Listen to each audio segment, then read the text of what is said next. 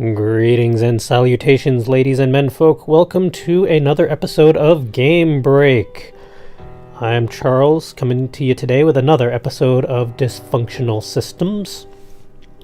Last time round, things went a little sideways for Cyrus and Winter. I really thought that convincing Cyrus not to shoot the president was a good idea. I mean, when does that ever end well?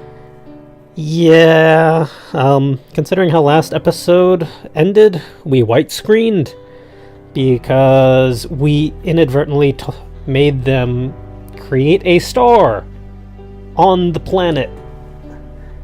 Now, anyone even remotely knowledgeable about physics and solar systems, creating a star on the planet you're living on, not the best thing. So it's time to jump back in and see just where we ended up. After the white screen faded, this is where it left off. So let's get back into it. The light became overbearing, blistering, and before it can consume us, we're back. High radiation levels detected. Please remain calm and wait for emergency medical personnel to assist you. It even irradiated me, although I escaped? Where is my mentor? The words come out on their own and are spoken in earnest. I frantically look about the room till I find that he is right behind me, crumpled in a pile and breathing heavily. I'm here, Winter. Are we going to die? You won't. What? Are you going to die? I don't think so. What happened, sir? The words roll up my throat as a stone, and I choke as they part from my lips. I have no idea why I even bother asking. Is it really all gone? The world was killed. Brighton had never tested their bomb, and it seems they overcompensated. A reaction that strong will use almost any of the lighter elements as fuel. So the atmosphere was consumed. It burned away in an instant, leaving the people to die.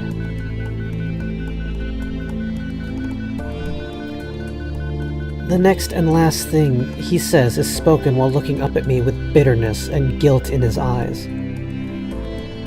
I'm sorry. The pain and ache in his voice strikes through me and my heart thumps. I can't help but cry. I know exactly what happened. I saw what happened. I know what happened. To call this realization devastating would not be an appropriately poignant description. My heart feels as though it's bleeding, broken, and damned. I don't even know exactly what I'm crying over now.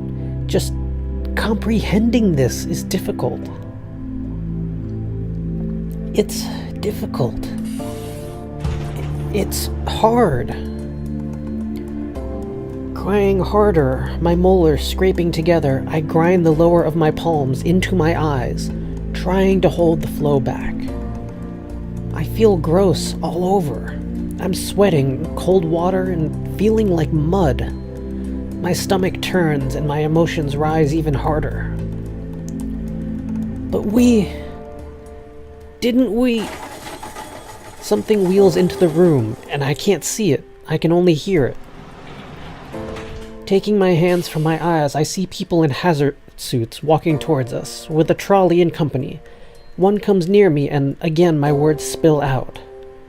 We're sick, right? We're irradiated and sick. You are, and you'll have to lie on the ground to get better, okay? The other people in the room crowd over Cyrus, who decidedly deserves the extra attention. Will we be all right then? Yes, it'll be all right. You'll be all right. Just lie down. What about my mentor? We'll be taking him to another room to look after his deeper wounds. Now come on, you need to lie down. I do so, but fairly reluctantly. I feel like I'm going to throw up, and I've heard that throwing up while lying down can drown you. I don't tell her that, though, because I don't want to know if it means it's worse if I feel like throwing up. I want to think that I'll be okay, even in this nausea. I just want to be okay. The paramedic lifts my arm and inserts an IV into the back of my hand. I flinch at the small pain, feeling more sensitive than usual. There. It should be perfectly fine from here. We're administering a drug that will clear away all the radiation inside of you. It'll heal you rather quickly. We'll even stop the later effects from coming on. You'll still feel the early symptoms eventually, though, and you aren't gonna like it. It's going to hurt, and it's going to feel disgusting. What are the early symptoms exactly? Well, you'll feel weak, you'll feel dizzy, and you'll have a headache and fever. The worst of it, though, will probably be the puking and diarrhea. What? Oh, I'm sorry. There really isn't anything we can do about it.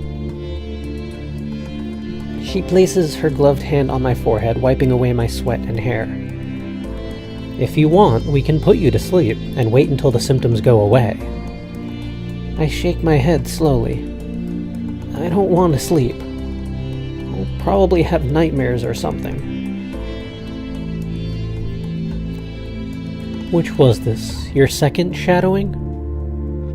Everything went so wrong so quickly, and I didn't even know anything from the start. Blaming yourself, are you? Come on. I suggested it.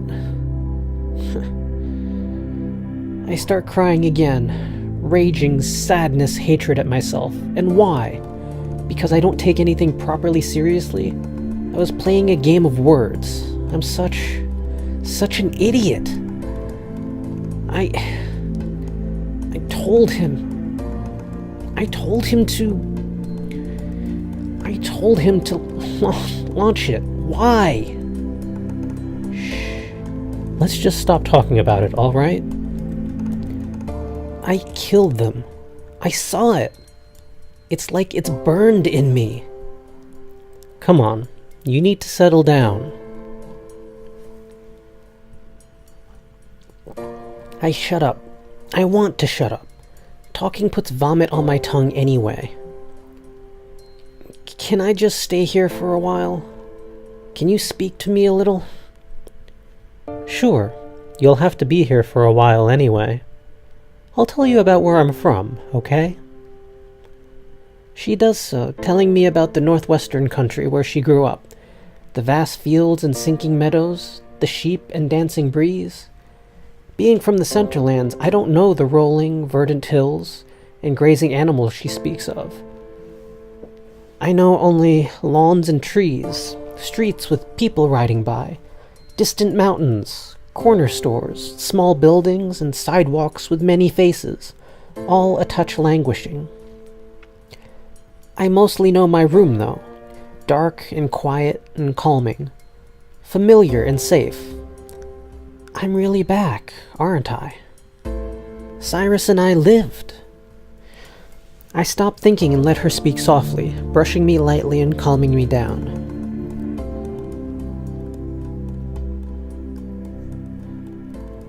Feeling any better? Emotionally, at least. She smiles, and seeing this clearly without her suit on is nice. I feel like the most disgusting thing, but yes, emotionally I'm much more all right. Thank you. Don't mention it. Do you want to get up now, or do you want to keep hearing me run my mouth? I like your voice. Thank you. I'll get up. I want to throw up. Now. At this, she jumps a little and rises, helping me up quickly but carefully. I waver and would be most completely unsteady if not for her hand. All right. Do you need to throw up now, or can you hold it at all? I have been holding it for 30 minutes. She sighs in a manner of defeat. You should have said so. I can hold it a little longer. I can make it to my room. Are you sure? Yes. No, but I really want to go to my room. It isn't like my room back home, but it at least feels like a proper place to rest. Okay then, we'll hurry on. Before we exit the terminal, I look back at the bloodstains which indicate where Cyrus once lied. How long has it been since he was taken away? Is he doing well? I hope that he is. My roommate is at her desk when we arrive, reading, it seems. Hey, Waverly. Oh, Winter, you're back. She starts to look up. How'd your thing go? At the sight of me, she flinches and looks disbelieving. Oh, cackle. She immediately covers her mouth upon noticing that I'm being carried by an adult. I mean...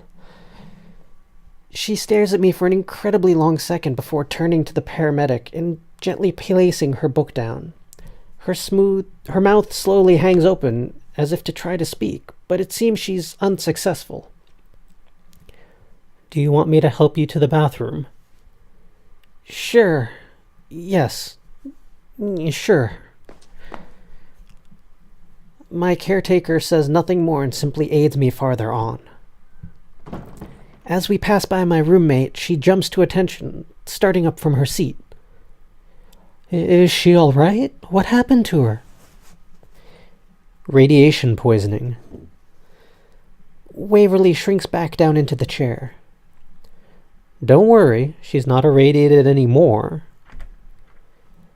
The lady opens the bathroom door and sets me on the tiles before the toilet seat. Leaning against the doorframe, she looks back out at Waverly. She's got the sickness, though. Yes, I do. Flipping the lid up, I immediately vomit into the toilet. It's almost like it's for emphasis. What happened? It'd probably be better for her to tell you. Anyway, you must be her roommate. Waverly says nothing, but I imagine she's nodding her answer, for the paramedic continues.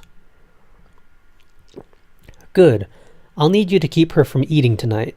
Wouldn't be any good for her in this state. I throw up again with impeccable timing. A disgusting, thick, and saccharine spit fills up my mouth, and when I try to swallow it, I feel like barfing.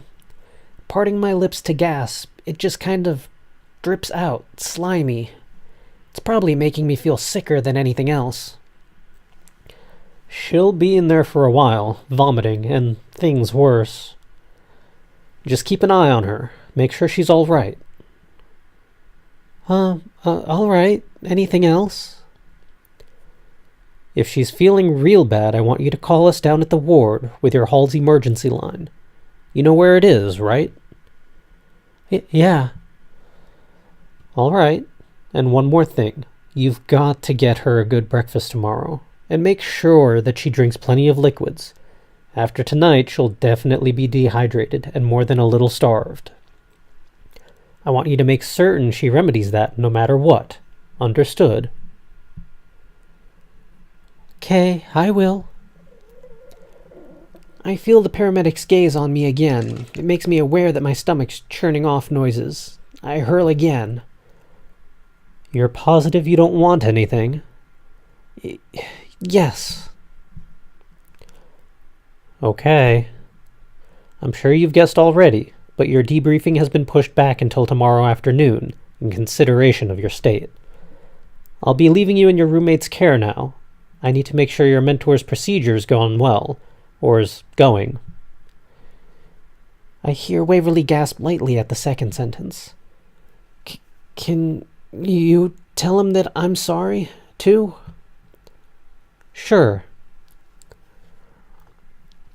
And hey, wiping my mouth with the back of my hand, I look back at the paramedic from over my shoulder. Feel better, okay? I mean, even more better. I don't want this getting to you. You should visit one of the counselors once you're able to. Don't keep it all inside. I lock eyes with her for a time, but eventually turn back to the rancid fumes of my puke. I'll try. I can feel her smiling. Good. Hopefully I won't be seeing you, girl. I hear her footsteps as she turns to leave. Take good care of her, okay? Of course. The door opens and in another second closes. I kneel in front of the toilet and retch a bit, wondering whether or not I'll be vomiting again. If this damp saliva will have anything to do with it, it'll make certain that I do. So gross. In nearly a minute, the sound of soft movement closes in on me from behind. Do you want me to rub your back at all? Actually, yes. I think that would help. Waverly doesn't hesitate to tiptoe to my side and bend down. She starts massaging me with one hand up and down between my shoulder blades. The feeling is great. Much appreciated. I feel a little more like throwing up now, which, come to think of it, ironically enough, is all I really want. Retching is seriously so much worse than just letting it out. Thank you. Nah, it's nothing. Can you talk at all? Something comes up but doesn't come to pass, again. I heave a few times before answering her. I don't think I can hold much of a conversation. Try nodding, then.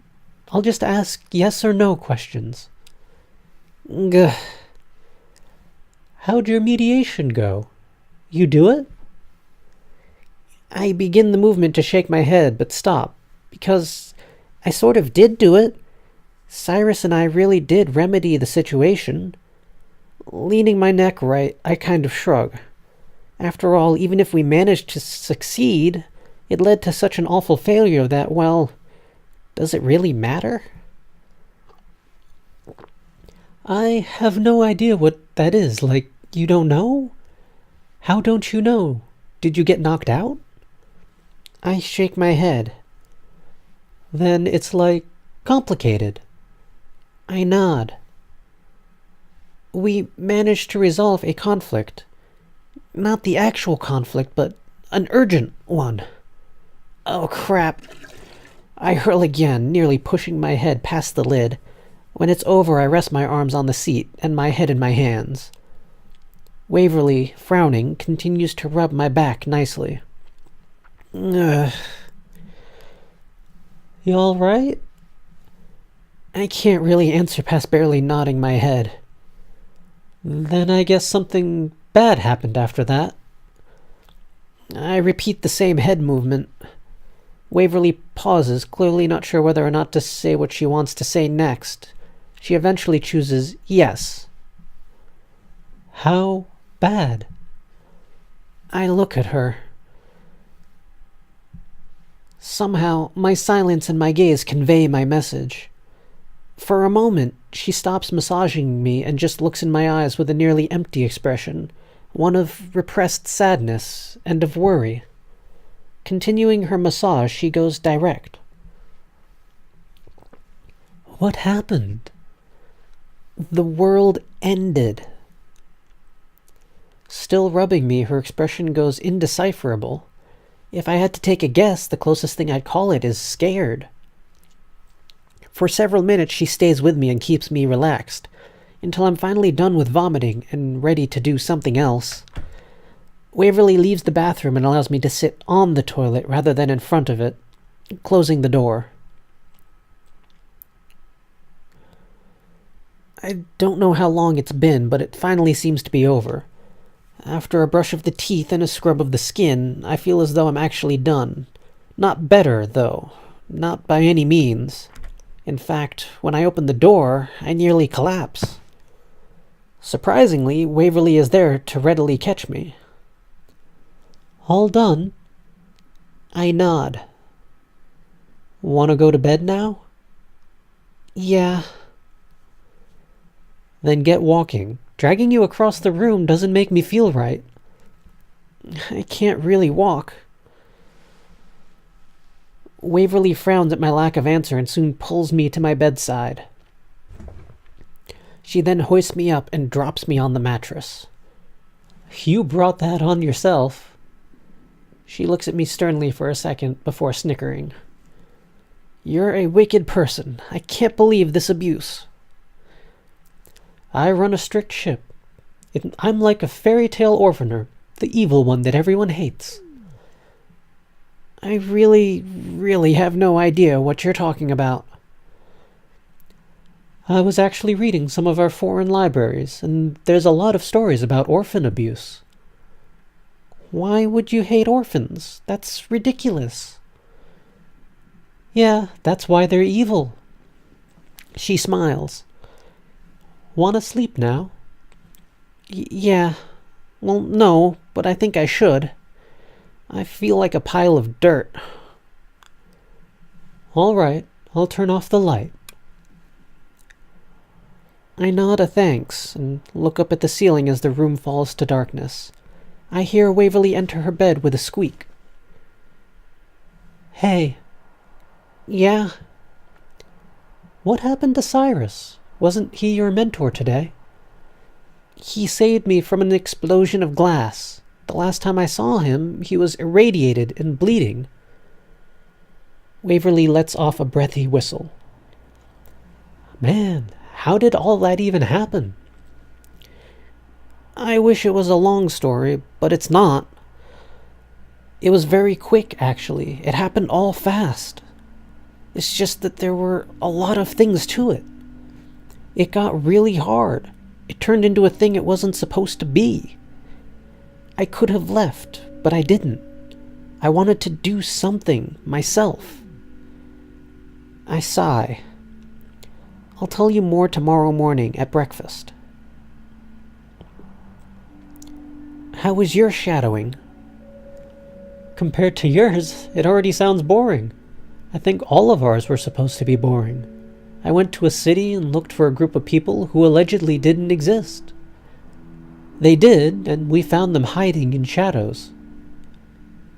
You went to a place with malleable physics? Ah, no, it was rigid. It was some kind of science or something. And man, don't ask me how, because I have got no idea. None. Huh. We both fall silent, but end up chatting again in a minute. I ask her about our classmates and whether or not they've any interesting stories from today. It's mostly dull, though, and I find that amusing. For everyone else, this run of shadowing was as dull as the last. In fact, the most interesting story came from one of our year's promising students who didn't even have a shadowing this week. He's part of the group that does it while we're on break. It really is just funny. It's funny because it's kind of all just unpredictable. For some reason, unpredictability is such a silly thing to me. There's so much irony in that, considering today. Gracious, I must be totally losing it. That totally must be the case. The longer that I stay here, the stranger I'll become. Oh well. And now for sleep.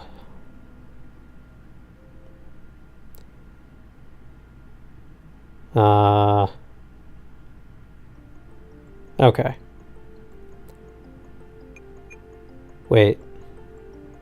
What? Why are we getting credits? Why are we getting credits? That can't be it. That can't be it. There's gotta be more.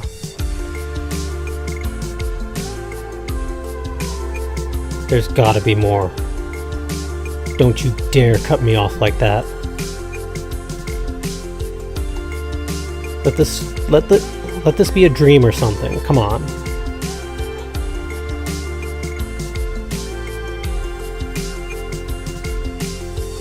Come on, dream. Nice background music, though. Okay. Okay. And wake up, please. Pretty please. Don't you dare end this. Okay. Scared me for a second. Okay. I think we're actually going to leave this off here for now. We're going to have to see next time round if Cyrus survived, what the repercussions are of all of this, and where it goes from here. Good lord. I'm glad that they at least made it out, but I don't know where they're going to go from here. This is going to be interesting. And I'm curious when the next series of choices are going to be, because it's been a little while. So I'm curious how that's all going to go down. But you're going to have to wait until next time round to find out. Thank you for joining me. Now, get back to being creative already.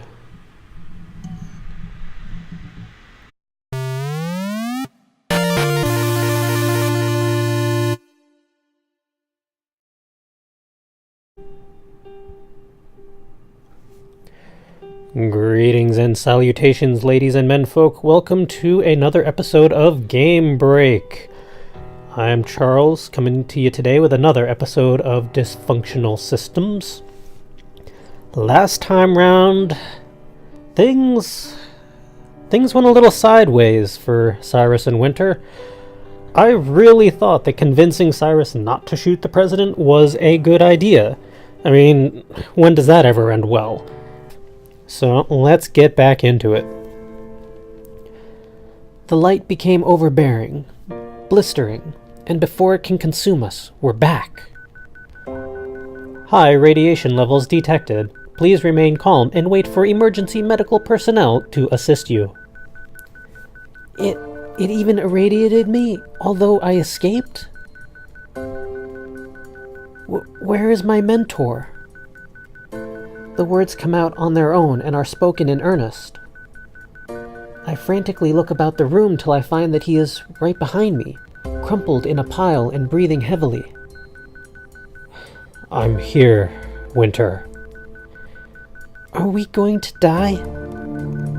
You won't. What? Are you going to die? I don't think so. What happened, sir? The words roll up my throat as a stone, and I choke as they part from my lips. I have no idea why I even bother asking. Is it really all gone? The world was killed. Brighton had never tested their bomb, and it seems they overcompensated. A reaction that strong will use almost any of the lighter elements as fuel. So the atmosphere was consumed. It burned away in an instant, leaving the people to die.